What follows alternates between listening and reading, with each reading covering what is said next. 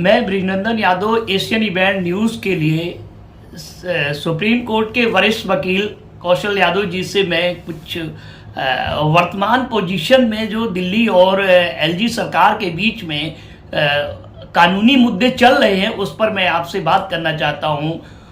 कौशल जी, हमारे Asian event news channel में आपका स्वागत है। Thank you.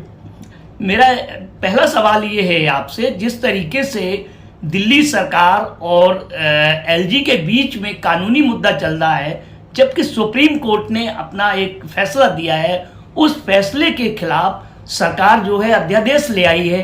जब सरकार अध्यादेश ले आई कि ऐसा नहीं लगता है कि सुप्रीम कोर्ट और सरकार के अध्यादेश के बीच कोई गैप है? इस पर आप कानूनी मतलब राय दीजिए। देखिए, अभी तो एक अध्यादेश अभी कानून नहीं है, अभी एक ऑर्डिनेंस आया है, तो एक अभी वो तो गैप रहेगा ही रहेगा जब तक ये कानून नहीं बनता है।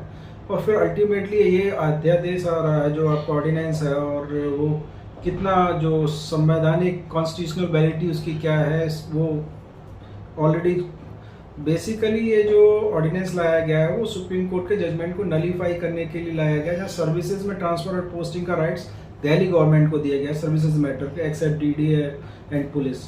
तो कहीं ना कहीं सेंट्रल गवर्नमेंट की उससे अपनी जो ये यूनियन टेरिटरी है, कहीं ना कहीं सेंट्रल गवर्नमेंट की एक जो ग्रिप रहेगी वो कमज़ोर होती दिख रही है।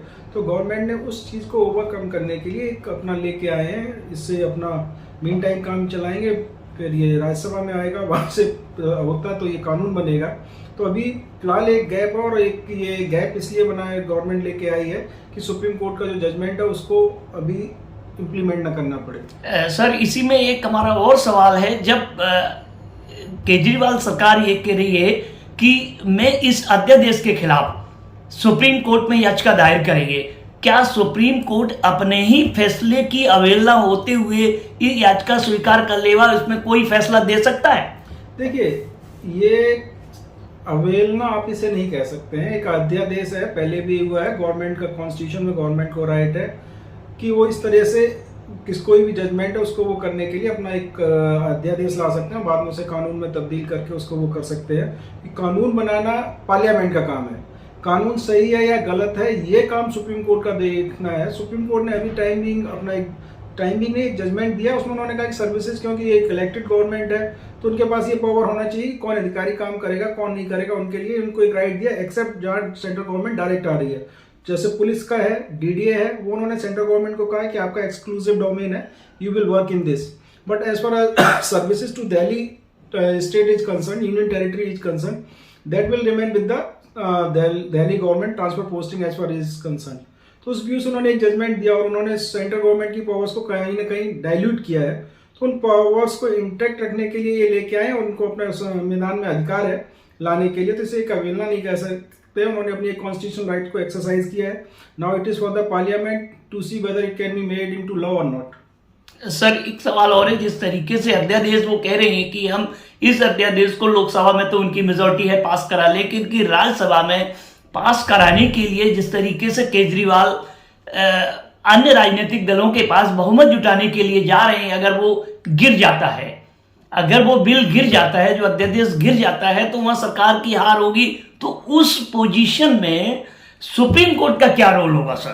देखिए, अगर वो सुप्रीम कोर्ट का जो जजमेंट है वो फोर्स में आ जाएगा, अगर अध्यादेश जाता है, if it is not pass in Rajya Sabha and both the houses of the this parliament, तो ये जो सुप्रीम कोर्ट ने अपना जजमेंट दिया that will be in force and the central government will remain bind by that, they have to abide by that, and the Delhi government would be having the power to make the transfer posting as far as the services matters are concerned। तो फिर उसके बाद वो judgement supreme court का है, वो अपने आप आ जाएगा और वो इम्प्लीमेंट होगा।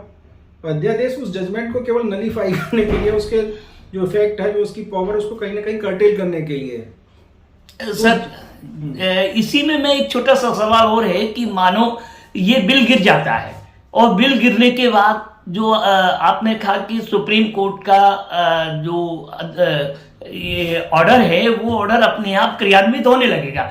जब अपने आप क्रियान्वित होने लगे, कहीं सरकार दोबारा कोशिश करके अध्यादेश ला सकती है ऐसे कानूनी तरीके से? देखिए, एक बार अध्यादेश गएगा, कानून नहीं बनेगा, दोबारा इतना तो ऑर्डिनेंस एकदम से नहीं ला सकते हैं। ऑर्डिनेंस कोई नया वो देखेंगे, कॉन्स्टिट्यूशन उसमें देखा जाएगा, ऐसा कॉन्स्टिट्यूशन प्रोवाइड नहीं कर रहा है, एक बार आप कर रहे हैं तो दोबारा एकदम से इतनी जल्दी से उसे वो कर लें। गवर्नमेंट को भी अगर दूसरी चीज, एक बड़ी चीज है पॉलिटिकल क्वेश्चन, अगर उनका ऑर्डिनेंस फेल होता है तो somewhere government itself is in danger, तो वो भी एक चीज आएगी। तो इतना इसने डेप्थ में कि क्या होगा क्या नहीं होगा वो बात की चीज है, हाउस में क्या होगा और वो उस फ्रंट पे देखा जाएगा, बट उसके बाद गवर्नमेंट इसे नलीफाई नहीं कर पाएगी। लेकिन ये लास्ट सवाल मैं आपसे ये पूछ रहा हूं कि इस पोजीशन में अभी तक सुप्रीम कोर्ट के जो कानून के अनुसार अध्यादेश से ही एलजी अपना काम चलाएंगे क्या? जी, जब तक है आज की डेट में गवर्नमेंट उसके अंदर उसको पावर दी गई है एलजी को, तो एलजी उसके अंदर अपना काम करते रहेंगे। उनको आज की डेट में उनके पास है ऑर्डिनेंस है, ये इसमें आएगा, हाउसेज में आएगा। अगर हाउसेज से पास होता तो फिर ये कानून बन जाएगा। Thank you sir. बाय।